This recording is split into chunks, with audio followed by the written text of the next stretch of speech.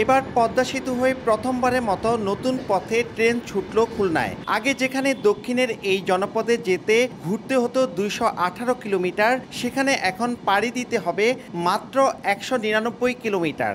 সময় বাঁচবে প্রায় 7 ঘন্টা। ডিসেম্বরে বাণিজ্যিকভাবে ট্রেন চালু করতে চূড়ান্ত এই ট্রায়াল। এতে দক্ষিণাঞ্চলে শুধু যাতায়াতই সহজ হবে না, গতি ফিরবে অর্থনীতিতেও।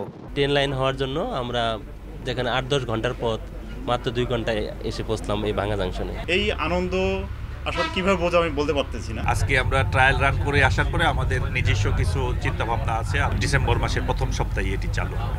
সংশ্লিষ্টরা জানান, নেপাল ও ভুটানের সাথে রেল সংযোগ রেখে পায়রা সমুদ্র এবং মোংলা বন্দরকে এই রেলপথে যুক্ত করা গেলে খুলবে সম্ভাবনার নতুন দুয়ার। প্রকল্প পরিচালক জানান, কাজের মোট অগ্রগতি 98.5%। আমাদের এই 6 বছরের যে আমাদের কর্মকাণ্ডের আজকে চূড়ান্ত রূপ নিতে যাচ্ছে। দিনাজপুর আইসিটি এবং নিমতল একটা আইসিটি, এই দুটো পরিকল্পনা আছে যাতে মালামাল পরিবহন হলেও সেটি চট্টগ্রাম পর্যন্ত নিয়ে যাওয়া যায়।